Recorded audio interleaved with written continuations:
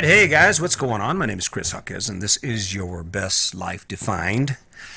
So, how do you like the title to this one? It's easy to live a sucky life.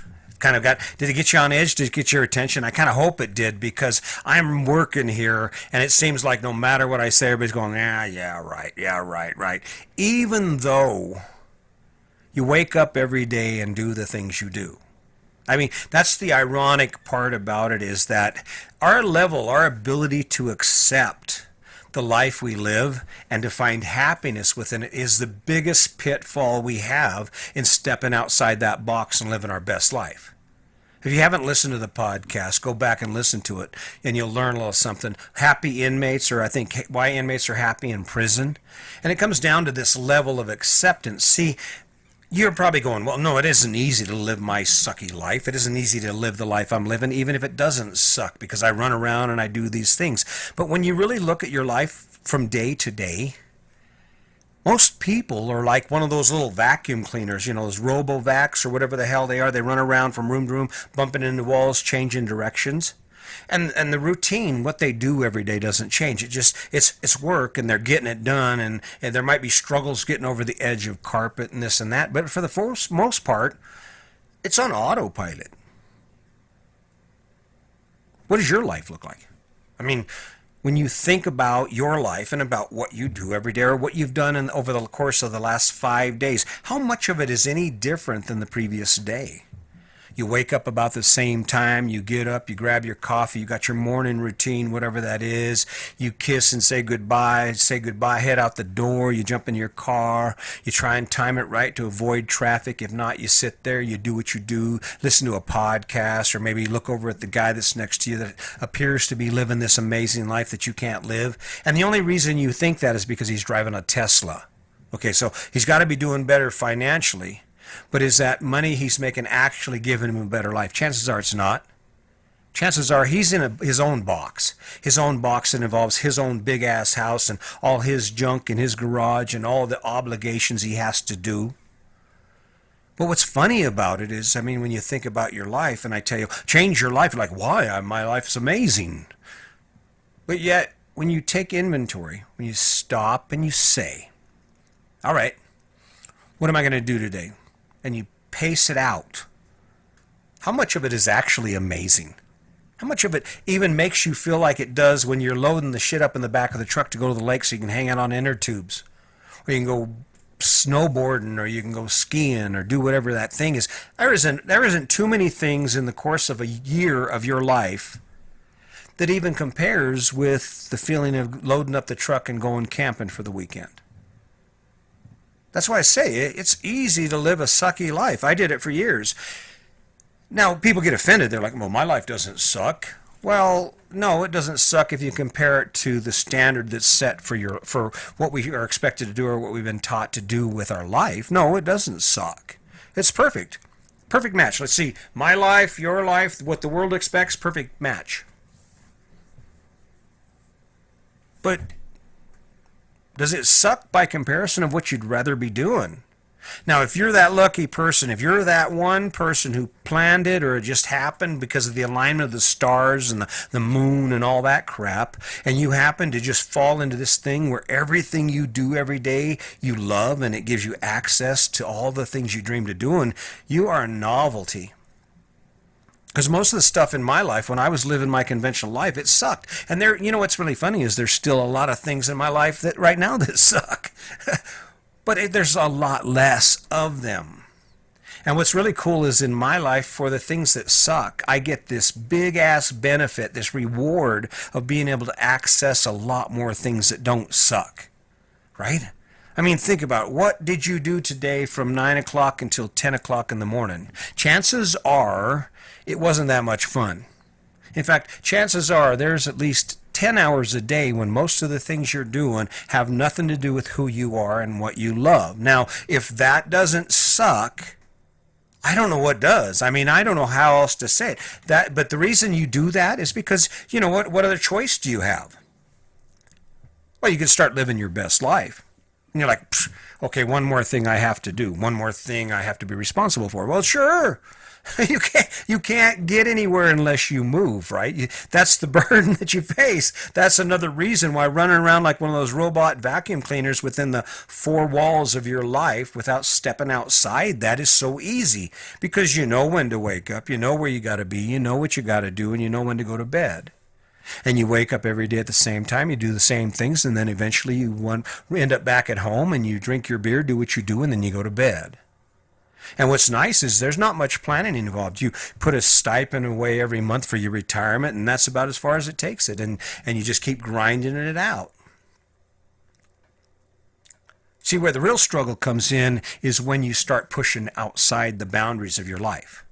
See, my life sucked for a long time, and it was only when I started looking for more, when I started actually wanting more access to my life, that it really started getting difficult.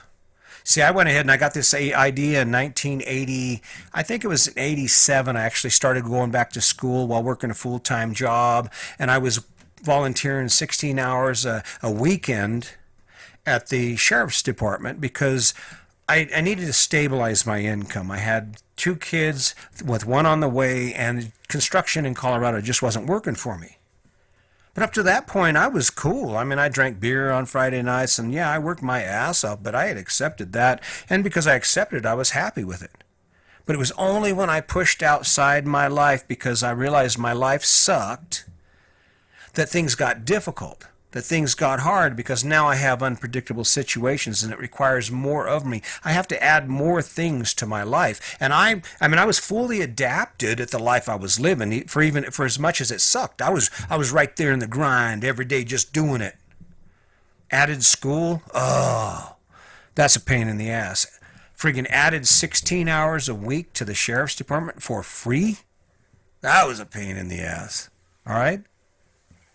That's why I say it's easy to live a sucky life. Do you work hard at it? Yeah. Do you never feel rested? Of course not. I never feel rested now, and I'm retired. Sometimes I take naps. I take a nap. I didn't understand why people who are retired take a nap, and I do now. It's because you can. It's because when you choose a life that allows you to have as much free time as I have, it's okay every once in a while just to kick back and go, hey, I think I'm going to go take a nap. I used to think people who are old take naps. No, people who have a good life plan and actually have the time to take naps take naps. Maybe you don't think that's funny. But you probably don't think the title of this podcast is funny either. But that's why I'm saying it's easy to live a sucky life. Because if you think about it, when you take a look at anyone who has actually faced a change in their life, a major change, major action, or even myself, when I made the decision to go back to school, it was because we were starving. I had 3 kids, two and one on the way, and here I am. I'm making between $14,000 and $16,000 a year. My wife is making a minimum wage, which was like $2 an hour. We are just barely getting by. And most of the time we're not. There was a time when I worked that I actually was drawing food stamps on those wages. And it just got to the point where, bam, I hit the bottom and I just realized you have to do something. That's when most people take action on their lives. COVID-19 is a prime example, and I keep mentioning this because this is our new reality, but we don't really measure out the impact on it. But COVID-19 has caused some of us to start taking action, to no longer be able just to reside within the 4 walls of our sucky life, because that life don't exist anymore. The things they used to rely on, the things we used to do or we could count on are gone. And all of a sudden you're sitting at the bottom of this very deep hole and you're having to figure out how to get out of it. But in a way, that's the jump start. That's the jump start for the new life. That's the jump start where you can actually say, all right, I got this. I really got this. Because how bad can it get? There are people who are going to lose homes, and there are people who are really going to struggle. And if you don't take a hold of that proposition and say, okay, I can't live this sucky life anymore, so maybe it's time for me to go ahead and go after something a little better. Maybe it's time for me to go ahead and just say, you know what, screw this. It's not getting any worse, and I can't do this anymore. This isn't working. This is an opportunity for you. But if something like that doesn't happen, how many of us have the gall? How many of us have the nerve, the courage to actually take a look at this bumper life, these four walls called your life, and to step away from that routine of doing the same thing every day?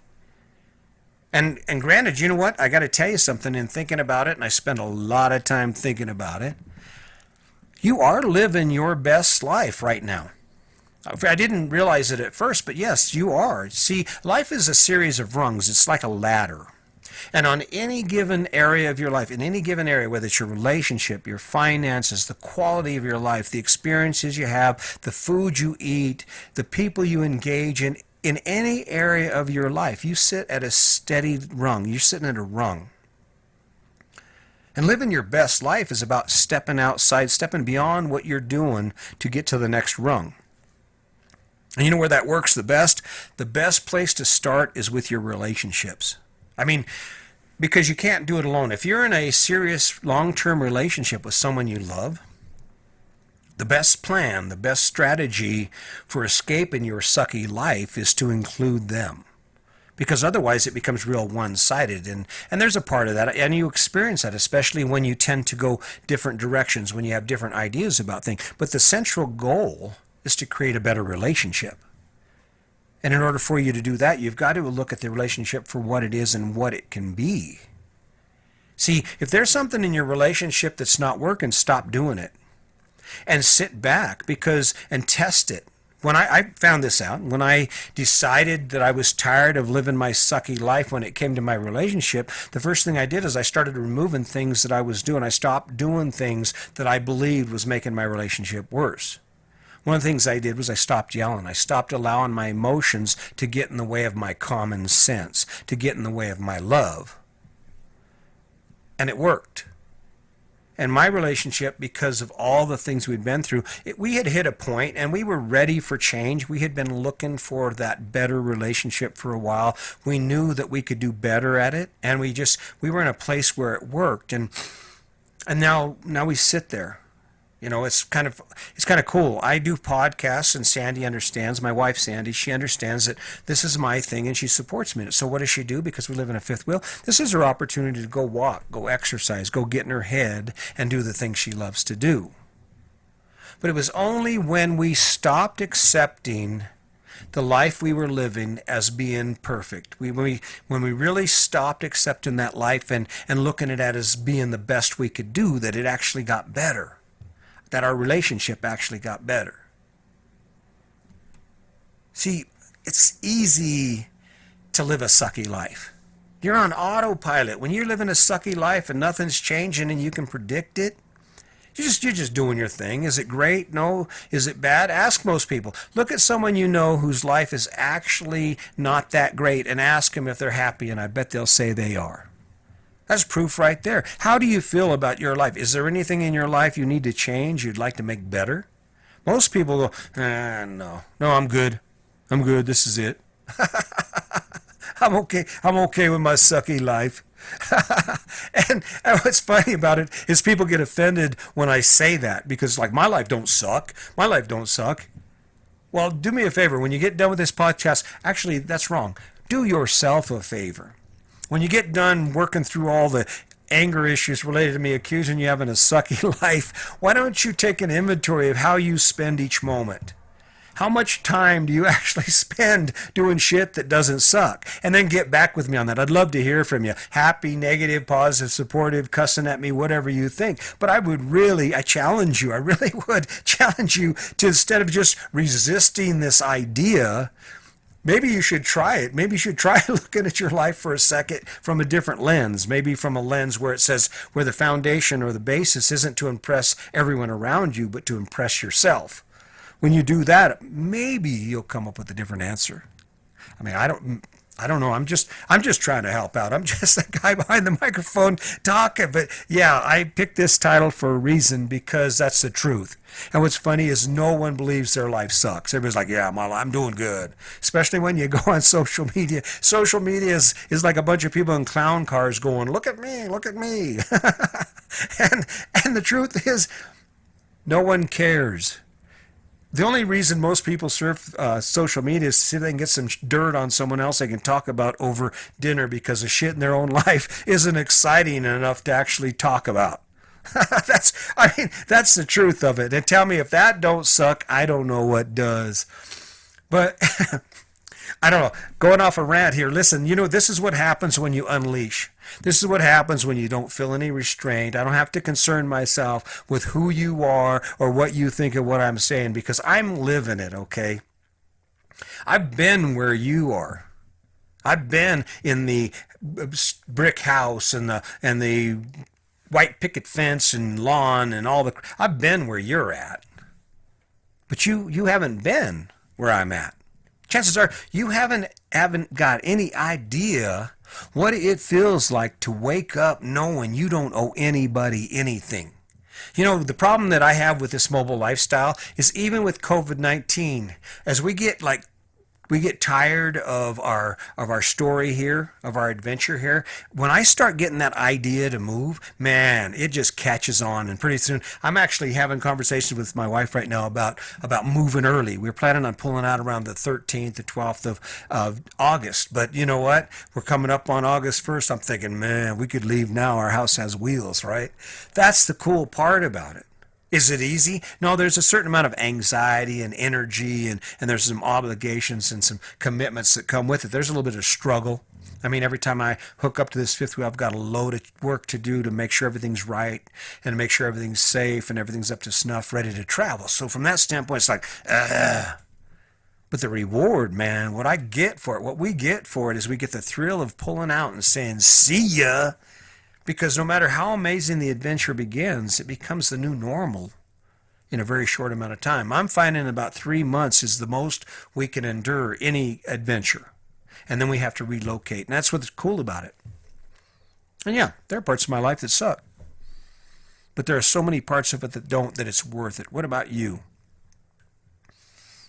So anyway, I don't know. I guess I've had enough of this one. But just remember what I said. From my opinion, it's my opinion. I've lived it and I understand it. It is easy to live a sucky life. The hard part is to live your best life. Are you ready for it? Are you ready to jump out there and grab a hold of what you deserve? Grab a hold of a life. It's just waiting for you. It's just waiting for you to take action. It's going to be there. If you want to live more, you want to play more, then get rid of the debt. Get rid of all the crap that's keeping you from doing what you love. And it's that simple. And it's waiting for you. Or you can just continue to live your sucky life. I can't wait to hear on this one. All right. Hey, guys, listen, you know what? I care about you. Love you guys. I really appreciate the support. I appreciate the fact that you keep coming back. I realize I am not the most entertaining speaker in the world. I'm really working on it. I'm starting to enjoy this. The stress is kind of gone now. So it's easier for me. And it'll just keep getting better. But even if it doesn't get better, that doesn't change the message. And the message is you're running out of time. Why not take advantage of every second you have? Why not take advantage of every opportunity you have to live your best life? That's the ticket. All right, anyway, as always, just remember, guys, today's your day. Make it a good one.